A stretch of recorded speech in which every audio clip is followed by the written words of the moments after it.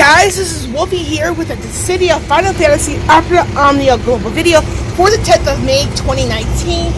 As I'm recording this, I decided, I was trying to do a gameplay and news video, but I had some bit of abysmal luck with the gameplay part, so I'm just going to scrap it, just do a news video, because I like to keep things simple and not too long, so that is that on that. And I do want to remind you guys that I am on a Bluetooth for a microphone, and I'm outside waiting for a bus to get to work, so please do bear with me when it comes to some of the stuff I say in this video. So once we get to the home screen here, I'm going to explain what's going on in the news.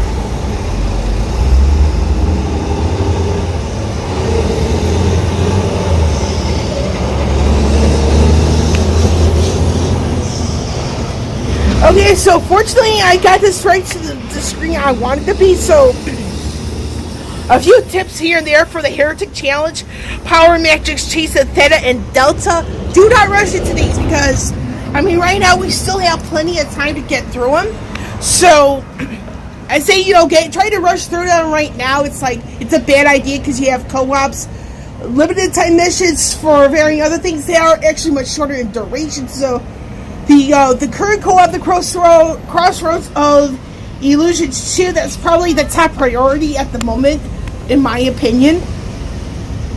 So, yeah, when it comes down to the Power Matrix Chases Theta and Delta, do not rush into these, because you got practically the entire book to do them.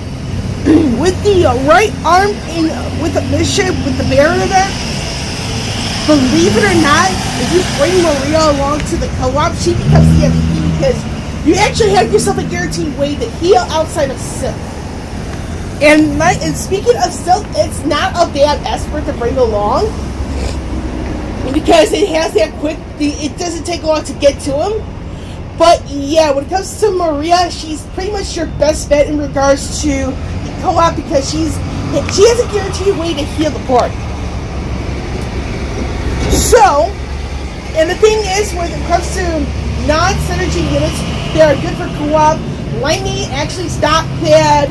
You have, Seven's actually not bad either. So anybody that can do range and or melee attacks, those are the people you want to use.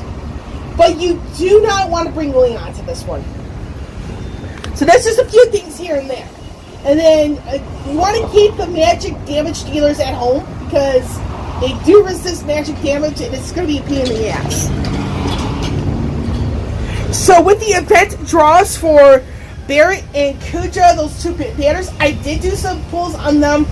And I know I did 1 10+1 pull on each banner. I didn't get anything too significant on Kuja's other than the final copy I needed for his 35. But I did get in Barrett's banner Tifa's EX. And Tifa, Final Fantasy VII is not one of my favorites. My favorite Final Fantasy games, it's a tie between 4 and 6. But Tifa's my favorite from 7. And I actually am quite happy I got her EX. So, I chalk that up as a win.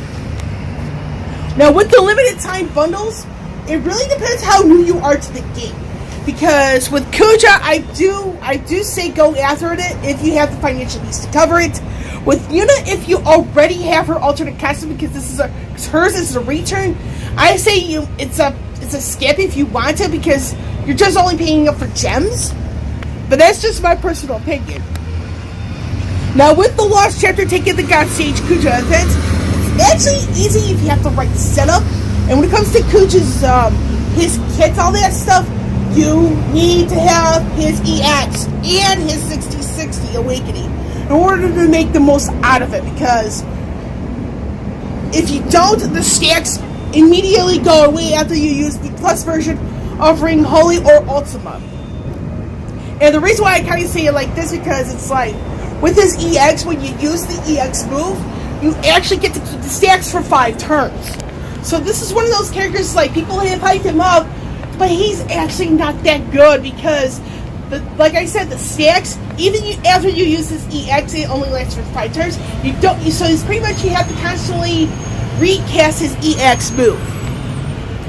And you also have to monitor the usage of Ultimate, because he doesn't have that many uses of Ultimate. And this actually, overall, he's not that great of a unit, in my personal opinion.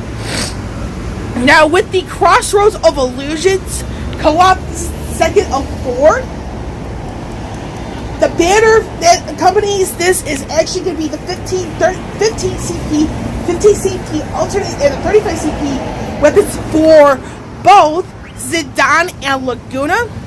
This I'm actually going to skip completely, because I have everything off of Zidane, and that's including his EX. I'm just going to be me personally, I'll be wasting my resources if I were to even pull on this banner for Laguna's 15 CP alternate or his 35. I'm just wasting my resources.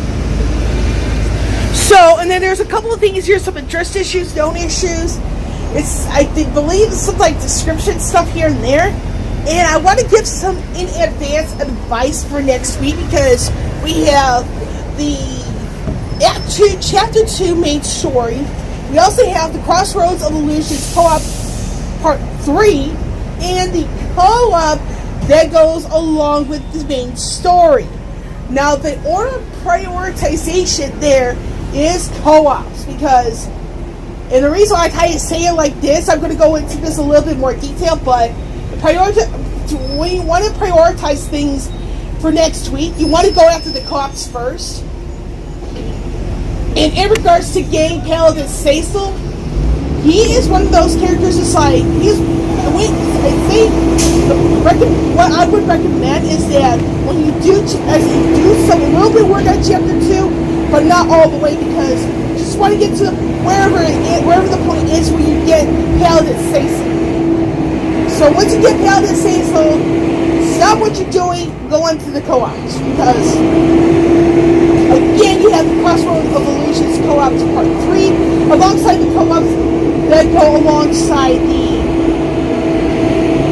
the main story. So once you get those co-ops out of the way, then you can go back into the main story, because again, you're just wasting your time if you were to try to do the main story and then go after the co-ops, because yeah. But that's just my personal take on the whole situation. So when it comes down to the stuff for next week, I'll go there over a little bit more detail. I'll probably do these videos like stuff like this every Friday for this month, so that way, you know, I'm a little late on some stuff, but at least I have some tips I can provide from my own personal experience. Now, and I want to go back to the Lost Chapter for Kuja. I used Maria to help me complete it, and Maria is actually not a bad unit to bring. But the thing is, with Maria, if you do bring her, you want to have her EX equipped, because explosive bow, for me personally, I just love it, because it's like, it provides bravery to the party. You can get out HP damage a little bit quicker, and sometimes time is everything. What she does can really make a difference in the game. And this is despite people saying, oh, you can skip it. I'm like, really? But again, that's just me and my personal opinion, and I'm going to edit with that. This is Wolvie here signing off. I will catch you on the flip side.